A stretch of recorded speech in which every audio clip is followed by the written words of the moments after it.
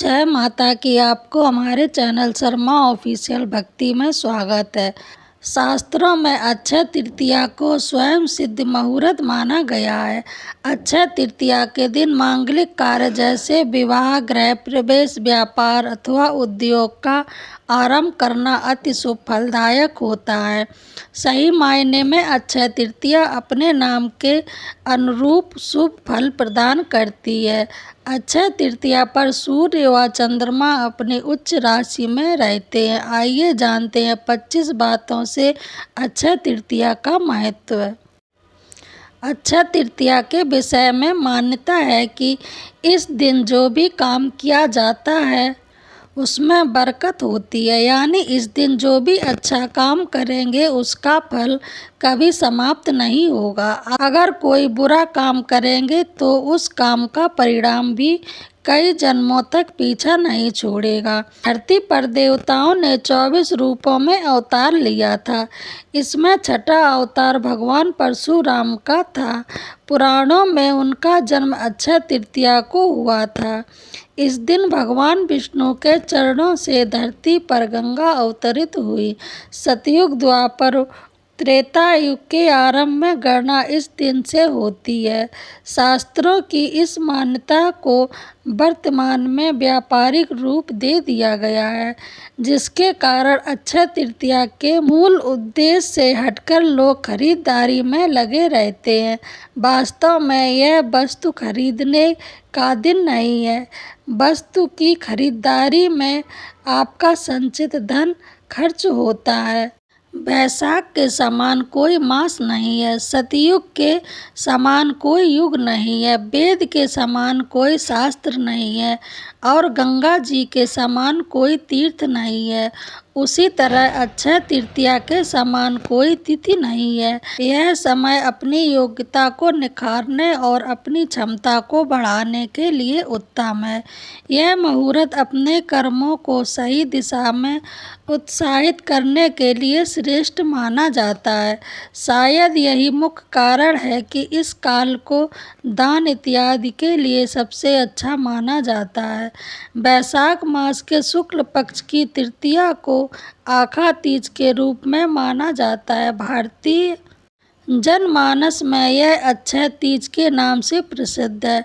पुराणों के अनुसार इस दिन सूर्योदय से पूर्व उठकर स्नान, दान, जप, स्वाध्याय आदि करना शुभ फलदायी माना जाता है। इस तिथि में किए गए शुभ कार्य का फल क्षय नहीं होता है। इसको सतयुग के आरंभ की तिथि भी मानी जाती है, इसलिए इसे कृतयुग आदि तिथि भी कहते हैं। यदि इस दिन रविवार हो तो यह सर्वाधिक शुभ और फलदायी होने के साथ साथ अच्छे प्रभाव रखने वाला भी होता है।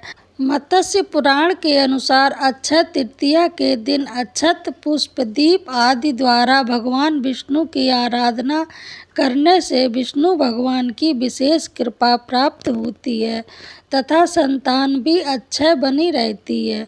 दीन दुखियों की सेवा करना, वस्त्र आदि का दान करना और शुभ कार्य की ओर अग्रसर करते हुए मन, वचन व अपने कर्म से अपने मनुष्य धर्म का पालन करना ही कलयुग के नकारात्मक प्रभाव से बचने के लिए इस दिन भगवान विष्णु की उपासना करके दान अवश्य करना चाहिए। ऐसा करने से निश्चय ही अगले जन्म में समृद्धि, ऐश्वर्य व सुख की प्राप्ति होती है। भविष्य पुराण के एक प्रसंग के अनुसार साकल नगर रहने वाले एक वणिक नामक धर्मात्मा अक्षय तृतीया के दिन पूर्व श्रद्धा भाव से स्नान, ध्यान व दान कर्म किया करता था, जबकि उसकी पत्नी उसको मना करती थी। मृत्यु के बाद दिए गए दान पुण्य के प्रभाव से वणिक द्वारका नगरी में सर्व सुख संपन्न राजा के रूप में अवतरित हुआ। इस दिन पवित्र नदियों में स्नान कर सामर्थ्य अनुसार जल, अनाज, गन्ना, दही, सत्तू, फल, सुराही, हाथ से बने पंखे, वस्त्र आदि का दान करना विशेष फलदायी प्रदान करने वाला माना गया है। यदि अक्षय तृतीया रोहिणी नक्षत्र को तो इस दिन की मान्यता हजारों गुना बढ़ जाती है। ऐसी मान्यता है कि किसानों में यह लोक विश्वास है कि यदि इस तिथि को चंद्रमा के अस्त होते समय रोहिणी आगे होती है तो फसल के लिए अच्छा माना जाता है, पीछे होगी तो उपज अच्छी नहीं होगी। इस दिन प्राप्त आशीर्वाद बेहद तीव्र फलदायक माने जाते हैं। भविष्य पुराण के अनुसार इस तिथि की गणना युगादि तिथियों में होती है। सतयुग, त्रेता युग और कलयुग का आरंभ इसी तिथि को हुआ और इसी तिथि को द्वापर युग समाप्त हुआ था। रेणुका के पुत्र परशुराम और ब्रह्मा के पुत्र अक्षय कुमार का प्रकट्य इसी दिन हुआ था। इस दिन श्वेत पुष्पों से पूजन कल्याणी माना जाता है। धन और भौतिक वस्तुओं की प्राप्ति तथा भौतिक उत्पन्न के लिए इस दिन का विशेष महत्व है।